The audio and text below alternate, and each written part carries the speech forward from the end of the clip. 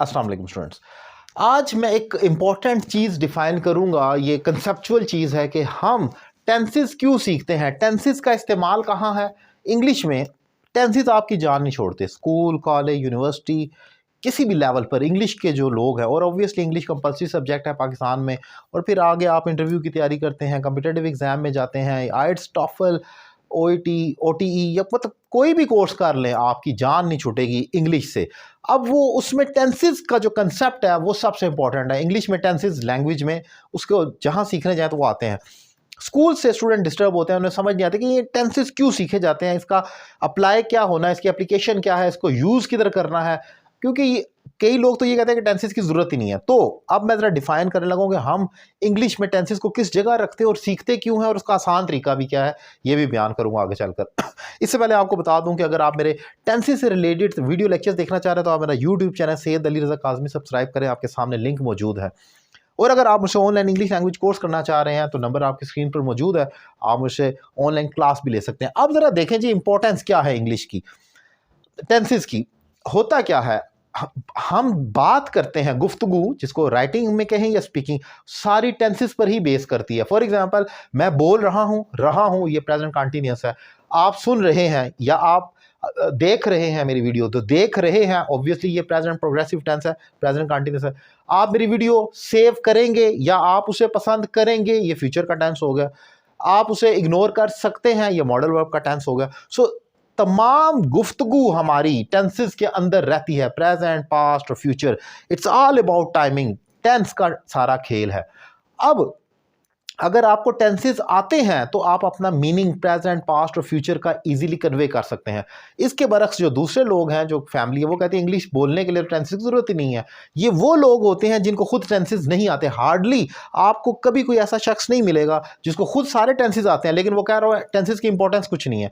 ये वही लोग कहते हैं जिनको खुद नहीं आते। ये मेरी एक्सपीरियंस्ड है, मैं इतने अरसे से पढ़ा रहा हूँ, सुबह से रात तक पढ़ाता रहा हूँ बहुत अरसा।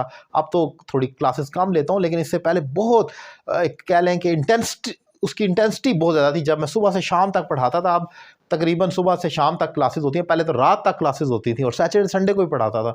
तो मैंने बड़ी तादाद को पढ़ाया और बड़े लोगों को सुनाया। मैंने ये ऑब्जर्व किया कि जिसको टेंसेस नहीं आते, हज़रत अली का कौल है, इंसान जिस चीज़ का इल्म नहीं रखता उसका दुश्मन हो जाता है। जिसको नहीं आते वही कहेगा इसकी ज़रूरत भी कोई नहीं है, अदरवाइज़ इसकी बहुत ज़्यादा इंपॉर्टेंस है।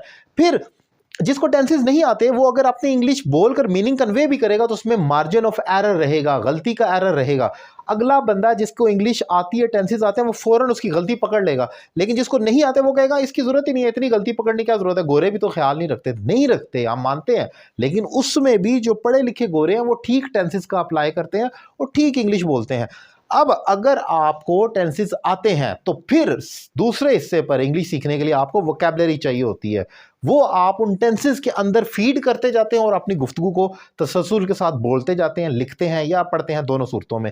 इसकी मिसाल मैं ऐसे दूंगा, जैसे आपने अगर एक घर बनाना है तो घर के लिए आपको मटेरियल चाहिए, जैसे कि आपको सीमेंट, सरिया, बजरी, रेत, ये तमाम चीज़ें चाहिए। ये आपके सामने आ जाएं, उस मटेरियल से आप कुछ भी बना सकते हैं। सिनेमा बनाएं, मस्जिद बनाएं, स्कूल बना लें, यूनिवर्सिटी बना लें, मटेरियल सेम रहेगा। तो टेंसेस अगर आपको आ गए हैं तो उसके बाद उन टेंसेस की मदद से आप कोई भी चीज़ बना सकते हैं। फॉर एग्जांपल, आप प्रेजेंट का फिक्रा बना रहे हैं तो उसमें आपके पास वोकैबुलरी आ जाती है। वोकैबुलरी को फीड करते जाएं तो आपका टेंस बनता जाएगा।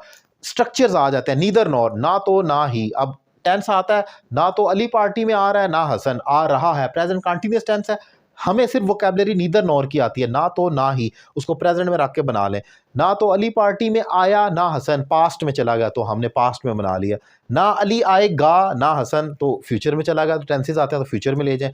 तो वोकैबुलरी का एक वर्ड डिस्पाइट उठा लेते हैं जिसका मतलब बावजूद, लेकिन टेंसेस आते हैं आपको। अब आप उसको प्रेजेंट, पास्ट, मेहनत करने के बावजूद वो कामयाबी हासिल नहीं कर रहा है, मेहनत करने के बावजूद वो कामयाबी हासिल नहीं करेगा, फ्यूचर में चला गया।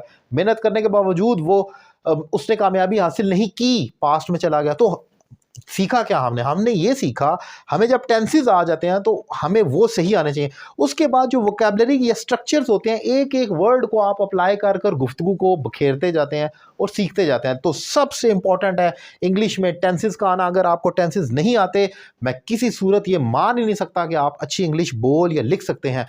आप सुनी-सुनाई तो ज़रूर बोल सकते हैं, क्योंकि सब ऐसे बोलते हैं, तो मैं भी ऐसे बोलता हूँ। लेकिन आप रीज़न नहीं बयान कर सकते कि ये ठीक है और ये गलत है, और क्यों ठीक है और क्यों गलत है। इसके जवाब के लिए आपको टेंसेस सीखने होंगे। और अगर आपको मेरे पढ़ाने का तरीका पसंद आए तो ऑब्वियसली आप मुझसे इंग्लिश लैंग्वेज कोर्स भी कर सकते हैं। Thank you very much.